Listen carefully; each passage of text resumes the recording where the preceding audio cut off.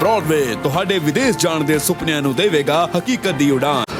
नमस्कार दोस्तों, मैं अमरजीत। ब्रॉडवे इमिग्रेशन सर्विसेज से लगातार कोशिश होती है इस चैनल के ज़रिए कनाडा स्टडी वीज़ा को लेके हर इन्फॉर्मेशन, इंपॉर्टेंट इन्फॉर्मेशन ट्रांसपेरेंट तरीके से आपसे शेयर करते रहें ताकि आप ज़्यादा इन्फॉर्म्ड और नॉलेज रह सकें।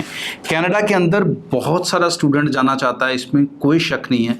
बच्चों की पहली प्रेफरेंस है ये कंट्री, ईजी इमिग्रेंट है, all things we understand. But आज की डेट में ना चाहते हुए भी बहुत से ऐसे प्रोफाइल्स हैं जिनको कनाडा नहीं अप्लाई करना चाहिए, उनके लिए वो वेस्टेज ऑफ टाइम है। जी हाँ, 3 से 6 महीने का प्रोसेस, फिर लाखों रुपया जाना, फिर वो लाखों कट के वापस आना, it is a huge loss. तो कुछ प्रोफाइल्स को अब ये समझना पड़ेगा कि कनाडा उनके लिए अब नहीं है, उनको कोई और अल्टरनेटिव देखने चाहिए, उनको अपना समय और घर वालों का पैसा दोनों ही ख़राब नहीं करने चाहिए। तो ऐसे कौन से प्रोफाइल्स हैं? तो सबसे पहले हम 10+2 स्टूडेंट की बात कर लेते हैं। 10+2 स्टूडेंट्स और जिनका एकेडमिक लो है, और ख़ास करके जिनके जो कोर 3 सब्जेक्ट्स हैं, चाहे आर्ट्स वाले हैं, चाहे कॉमर्स वाले हैं, नॉन मेडिकल हैं, मेडिकल हैं, जिनके कोर सब्जेक्ट्स वीक हैं, उनको नहीं करना चाहिए। वीक सब्जेक्ट हम किसे कहते हैं? Weak subject where your score is below 55 से भी नीचे चले जाते हो। रिजेक्शन तो 60 से नीचे भी आ रहा है, बट स्टिल 2-4 नंबर कम होने को आप कहीं ना कहीं एसओपी में शायद जस्टिफाई कर लो, लेकिन 8-10 मार्क्स कम होने को आप जस्टिफाई चाह के भी नहीं कर सकते हो, ना कंसल्टेंट कर सकता है। सो ये प्रोफाइल्स खास करके। और सेकेंडली वो बच्चे जिन्होंने मैथमेटिक्स को सब्जेक्ट रखा, चाहे ऑप्शनल और चाहे मैंडेटरी, बट उनका मैथमेटिक्स का ही स्कोर कम है, so they also has to avoid, उनको ज़्यादा सक्सेस रेट नहीं मिलेगा। अब दूसरी तरफ हम बात करते हैं ग्रेजुएट स्टूडेंट्स की।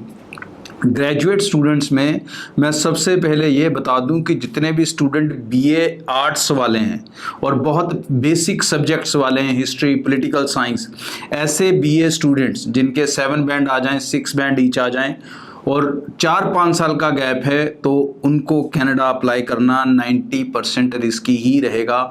10% चांस है कि वो अपना वीज़ा हासिल कर सकें, तो मेरी तरफ से उनको अवॉइड करना चाहिए।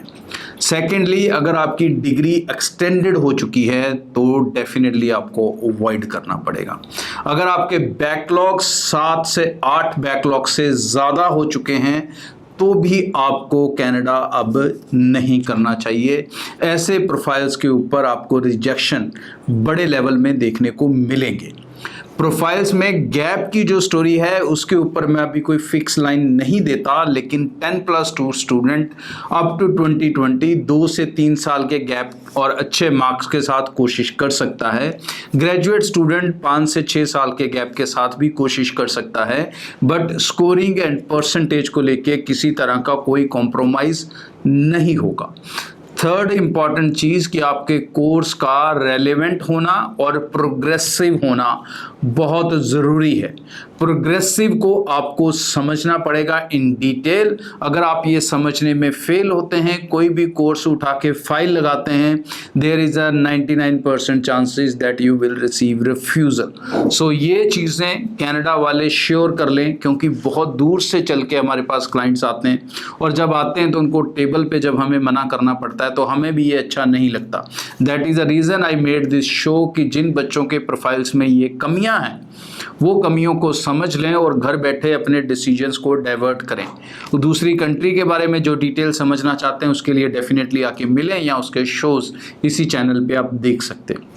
ब्रॉडवे के ऑफिसेस अप्लाई चाहे आप कहीं से भी करना चाहें, कभी भी एडवाइस लेना चाहते हैं, कंफ्यूज्ड हैं, डाउटफुल हैं, तो ब्रॉडवे के ऑफिसेस पूरे नॉर्थ इंडिया में हैं। आप हमें जम्मू में, पंजाब के कई शहरों में, हरियाणा में, न्यू दिल्ली नेताजी सुभाष पैलेस में, अहमदाबाद गुजरात में आके आप हमें मिल सकते हैं, अपनी एप्लीकेशंस टीम के साथ डिस्कस कर सकते हैं और चला भी सकते हैं। और जो बंदे दूर से हैं, किसी और स्टेट से जहां पर हमारे अभी ऑफिसेस नहीं हैं, बहुत जल्द वहां पर ओपन होंगे, बट प्रेजेंटली वो बेफिक्र होकर ब्रॉडवे की ऑनलाइन सर्विसेज ले सकते हैं और वहीं से अपनी एप्लीकेशन घर बैठे हमारे साथ चला सकते हैं। Thank you. ब्रॉडवे ਤੁਹਾਡੇ ਵਿਦੇਸ਼ ਜਾਣ ਦੇ ਸੁਪਨਿਆਂ ਨੂੰ ਦੇਵੇਗਾ ਹਕੀਕਤ ਦੀ ਉਡਾਨ।